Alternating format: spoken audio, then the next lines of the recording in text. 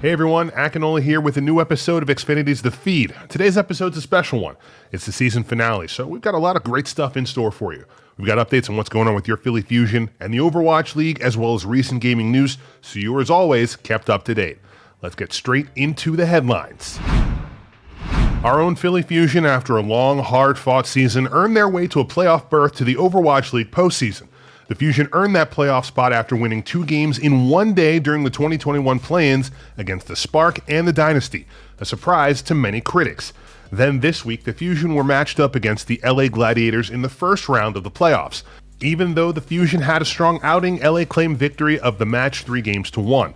This loss pushed the Fusion down to the losers brackets, where they had a scheduled matchup versus the San Francisco Shock. In a matchup of 2 teams fighting to stay alive, and with something to prove, this match delivered everything you would expect from a heavyweight fight. Each game went down to the wire, where the Fusion and the Shock seemed to go back and forth with wins. The Shock winning games 1 and 3, and the Fusion winning games 2 and 4. Unfortunately, the cards were not in the Fusion's favor on this day, as the Shock won the match 3-2. While this isn't the outcome we all hoped for, we couldn't be more proud of our Fusion boys for the strength, perseverance, and resilience they demonstrated during a truly one-of-a-kind season. The Overwatch League concluded this weekend with the high-paced, suspense-filled action that we have known to love with this game. In a 4-0 sweep against the Atlanta Reign, the Dragons earned the 2021 Overwatch League Championship and solidified an incredibly dominant season today. After winning 2 tournaments in a row earlier this year, the Shanghai Dragons arrived ready to reclaim the crown. On the final map, Havana, Atlanta pushed through some of Shanghai's defenses to claim 2 points on the escort map. Unfortunately for them, that effort wasn't quite enough, and former MVP Fleta destroyed Atlanta's defenses with one final pulse bomb to seal the deal. By winning the 2021 Grand Finals, the Shanghai Dragons also close up a key part of the organization's past.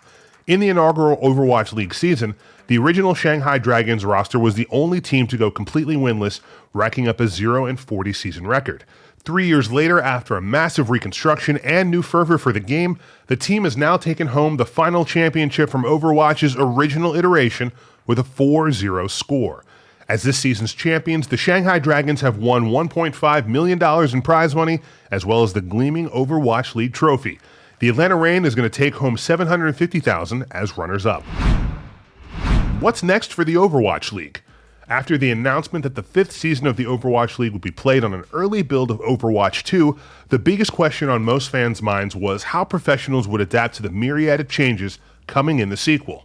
Overwatch League players stepped up to play an Overwatch 2 exhibition match during the league's Grand Finals broadcast and display the sequel's competitive potential, especially with its switch to 5-on-5 rosters. 10 players from the Justice and Gladiators joined forces to create 2 5-man teams. These new teams tested one of Overwatch 2's new game modes, Push, and tackled it from a professional perspective. This match was also one of the first in-depth looks at Rome, one of Overwatch 2's new push maps. The players wasted no time diving into new content, and both teams fielded a Sombra and Bastion when the exhibition match kicked off. The Overwatch League broadcast revealed reworks of the 2 DPS heroes, making them shiny new toys to try. Bastion's new ultimate, Artillery Strike, was a big hit during the Push map. We also learned a bit more about Push itself in this exhibition match. Spawn points change locations based on achieving checkpoints on the route, much like with a hybrid or escort map in Overwatch's current iteration. The mode's robot, named 2, is also much faster than expected, seeming to exceed the speed of our usual payloads. In the end, Space's Team 1 took home the win, but the amount of concrete data we now have about the professional potential of Overwatch 2 is more valuable than any accolade. Fusion fans, we appreciate the support you've given us all season long. So, to show some love to our biggest fans, you could be gifted prizes just by watching the latest episode of Xfinity's The Feed. All you have to do is the following. Go watch the latest episode of Xfinity's The Feed on our YouTube page. Then like that post on YouTube, subscribe to Xfinity's YouTube channel, and leave a comment on this video including your own Twitter or Instagram handle and tell us your favorite part of the episode. And that's it. We'll reach out to the winner on Wednesday via direct message, so don't miss out. Tune in each week for your chance to win. Good luck. Hey, what's up, everybody? Akinola here. On this special segment of Xfinity's The Feed, I am proud and happy to talk with 2 doctors from Rothman Orthopedic, Dr. Rosero and Dr. Smith. I want to say thank you very much for joining me on the show today. How are you 2 doing today? Fantastic. Yeah, doing very well. Thank you. Good. It's nice to have you on the show. Your time is very valuable. So let's just jump right into it. Esports takes a different toll on the body than traditional sports. Can you talk about the sort of things that doctors might see and look out for when it comes to professional gaming? Ed, do you want to start? Yeah, I'll start. So for me personally, when I see a lot of professional gamers or even recreational gamers for that matter, I think number one things in terms of what comes into the office would be primarily neck pain. I think that's one of the number one things that people complain at, where they spend hours and hours in front of their setup and they're hunched over and they tend to complain of pain in their neck. And it's typically an overuse injury. Yeah, and also we'll sometimes see a fair amount of like upper back pain too, sort of that kind of in between the shoulder blades area.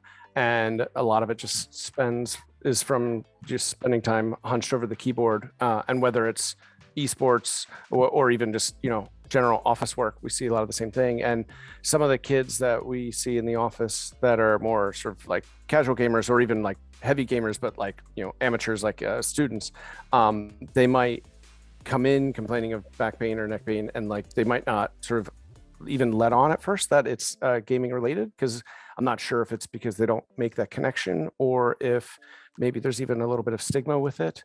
But if like as we're talking to them and seeing about like if they're having neck or back pain and talking about their position and posture and where they're doing their homework, and are they sitting crisscross applesauce in their bed, or are they hunched over a keyboard, and they'll say, oh yeah, it bothers me when I'm gaming too. And then you sort of talk about that. So like the posture and sort of the positioning really comes into play and can affect, from teens through like, adult professionals that are very busy.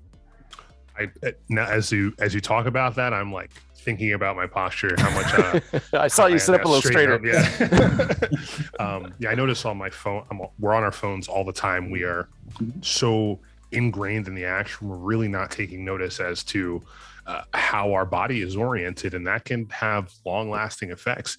We're happy to have you, supporting the Fusion throughout this season. How does Rothman Orthopedics help keep the Fusion at the top of their game and at the top of their health? I mean, most of the time we act as advisors to them. So, whenever they have any issues, gaming related, health related, fitness related, they just give us a call, and normally we just help them in any way we can. I don't believe we do regular checkups with them. It's especially been hard because they've been overseas for the most part, but anytime they have any questions, they needs, we're pretty much available to them practically 24/7. That's basically it.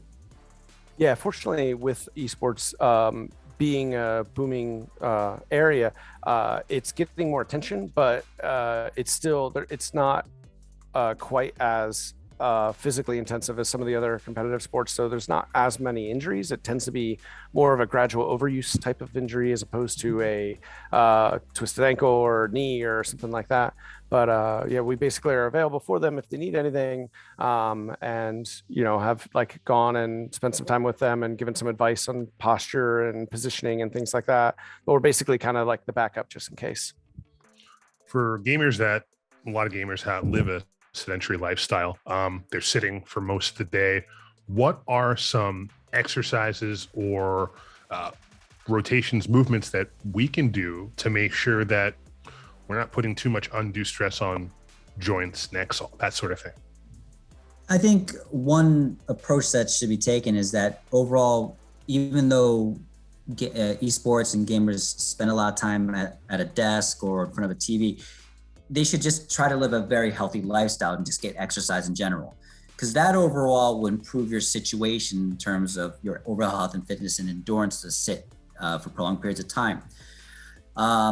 Specifically though, it's very important to work on, work on your posture when you're sitting on in front of the computer. So working on things that can strengthen all the muscles in the back of your neck and between your shoulder blades. So doing things like, if we're talking about specific exercises, would be things like row exercises or things that will just strengthen the back of your shoulder blades, like rear delt work and upright rows.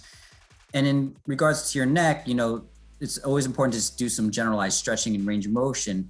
I believe we worked on a video earlier this summer doing a whole warm-up routine. The whole warm-up routine. It was kind of fun. It was fun to do, but doing a whole entire warm-up routine that they were using in a lot of the esports camps this summer. So that's actually a good starting point. Yeah, a lot of it can stem from just as simple as like helping stretch out the wrist muscles. So kind of pulling the fingers back and working on range of motion as you kind of pull back and stretch this way. Because basically, if you kind of want to do almost the opposite of what you'll be doing the rest of the time. So if you're spending most of your time like typing on a keyboard or using a mouse or a controller or whatever, then you want to stretch more into the extension if you're going to be flexing a lot. And the other one is to not be slouched forward with shoulders rounded, head forward, because it puts a lot more weight on your neck. If your head comes forward a bit, then the neck muscles have to work a lot harder to hold it in place. Similar to if you ever carried something like large and like tall, sort of like a rolled up carpet or like something like that, if you're holding it straight up, it's relatively easy to hold. But if it starts to tilt, then it acts as a lever and starts to pull more. So it like basically weighs more that way as it pulls you that way. So the neck muscles have to work harder. So like just, simple reminding to pull the shoulder blades back. So I often tell my patients to pull their shoulder blades together like they're trying to squeeze a pencil and hold it right between the shoulder blades. Or another good one is to imagine taking your shoulder blades like you're trying to tuck them into your back pocket. So you kind of like roll the shoulders back and down and squeeze like that. And it helps sort of tuck them in, and you'll activate those muscles that helps hold the shoulder blades in, and that helps improve the overall posture. That's great. Lots of great advice. And it doesn't, I don't want it to ever get to the point where your mobility is hampered before you should see somebody. If a gamer or anybody who might be watching this video is experiencing problems, like when should they go see somebody? Honestly, if there's any concern or any question, don't hesitate to go out and see a professional sports medicine or esports medicine physician, because there's no such thing as a dumb question or a dumb concern. Because the worst thing is to let something fester. Where, at first, a very common thing with gamers is say a pinched nerve in the wrist. Typically, can start with sometimes it gets numb, but they work it out, then it gets numb longer. They work it out. They get to the point where they're numb 24/7. And then by that point, they might need surgery, and you could have done things to prevent that from happening. So really, it's when you know something's wrong, don't be afraid to see a physician, because we're here to help. Yeah. And, it's like, trust your own body. If something doesn't feel quite right or feel like it's hurting, or something is just giving you either numbness or tingling or pain or whatever, listen to yourself, trust yourself, like that if it doesn't feel quite right, that it should get looked at. And some people will think, oh, it's if it's gaming, like it shouldn't really hurt, it's not that much exertion. But it is like repetitive motion over and over again for sustained periods of time with sustained concentration. And so it certainly can lead to some overuse. And whether it's from flicking the mouse and like getting tendonitis in the wrist, or the way that they're leaning on their elbows and maybe getting some nerve compression in the wrist or the elbow, or the posture of their shoulders, all these can play a role and lead to either injuries or just symptoms that are interfering with either gaming or work life or school work, or just quality of life in general. Absolutely. Wise words from two professionals longstanding in the industry. Thank you very much, Dr. Azzaro. It was great talking with you. Thank you for taking the time out of your day to talk with Philly Fusion crowd about how best to situate themselves so that they don't end up with any injury, because no one likes that. And we also thank you and Rothman Orthopedics for your continued support of the Fusion this season. Hope to see you back on again in a future episode. It's our pleasure. I'm glad to be here. Yeah, great. Thanks. Happy to be back. Take care. And now let's go through some recent gaming news. Square Enix has announced that the Life is Strange Remastered Collection will launch on February 1st, 2022 for Google Stadia, PC, PS4, Nintendo Switch, and Xbox One. It's going to include remastered versions of Life is Strange and Life is Strange Before the Storm. The collection is also playable on PS5 and Xbox Series X and S through backward compatibility. Both games will have remastered character and environmental visuals, as well as a new engine and light upgrades. Additionally, Life is Strange will have fully motion-captured facial animations. Before the Storm includes the original Deluxe Edition content, which consists of outfits and the farewell episode. The Life is Strange Remastered Collection was originally set to launch on September 30th. However, the game was then delayed to early 2022 due to difficulties in development, as well as to alleviate pressure since the studio was also putting final touches on Life is Strange: True Colors.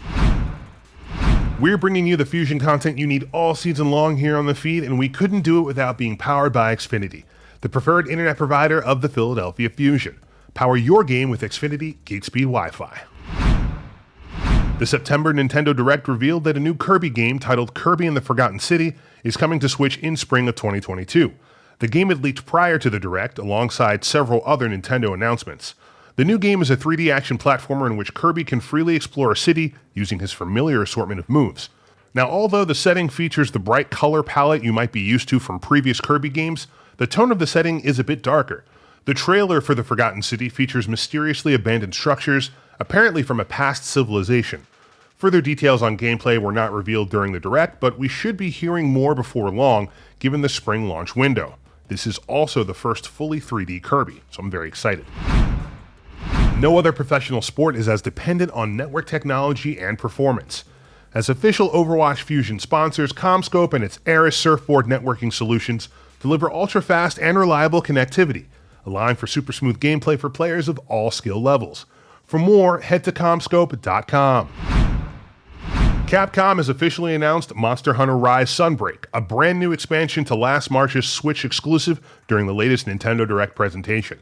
The massive expansion is due to release in summer 2022 on both Nintendo Switch and PC, and it's going to include new stories, locales, and monsters, as we saw through the quick teaser trailer. Though not shown in the trailer, the expansion will also include hunting actions and quest ranks. After the stream, we learned that Capcom's upcoming TGS stream will feature more information about Sunbreak. That's set to take place on September 30th at 6 a.m. Pacific, 9 a.m. Eastern. Monster Hunter Rise first launched in March 2021. Sunbreak will mark the game's first major expansion, echoing the Iceborne expansion to 2017's Monster Hunter World. Current water heater giving you the cold shoulder? Upgrade to a reliable Bradford White water heater for all the hot water your family needs. Visit bradfordwhite.com to find a professional installer near you. After years of waiting, Nintendo has finally shared more details on Bayonetta 3, including its release window and a new trailer. While we don't know the official release date yet, Bayonetta 3 is arriving exclusively on Switch in 2022. The trailer poked fun at the long delay between its reveal and a full trailer. Once Cereza enters the frame, she says, "It seems I'm unfashionably late, but I'm ready to give you everything you want." She then proceeds to fight some very large enemies, including a giant scorpion. The trailer is filled with chaotic destruction and, of course, lots of stylish action gameplay. At the end of the trailer, it looks like there was a new character teased, but it sure looked like the guy from Platinum Games' canceled project Scalebound. Bayonetta 3 was announced in 2017 for Switch, but very little information about the game had come to light until now. Twitch is reportedly set to launch new anti-hate raid tools for streamers that will give content creators more control over who can chat in their channel. Twitch has promised new safety features in the works, but streamers are upset and angry that more hasn't been done already to stop hate raids. Streamers are using the hashtag TwitchDoBetter to agitate for change, and they're creating and sharing resources to protect themselves against the seemingly endless tide of trolls bombarding streamers with racist, transphobic, and ableist messages. According to streaming reporter Zach Busey, as spotted by Kotaku, the platform is apparently planning to add features that will more easily allow streamers to restrict who and who cannot comment in their chats. This will be done through mobile and email verification. We're excited and very hopeful that this change will make a better streaming experience for all members of the gaming community, and continue to push our favorite pastime into new heights of equality for everyone. That's all we've got for this week, folks, and this season. From all of us here at the Philly Fusion, we want to say thank you for tuning in each and every week and supporting our team. We're so thankful for each and every one of you. My name is Akinola, and thanks for tuning into this season's finale of Xfinity's The Feed. Until next time.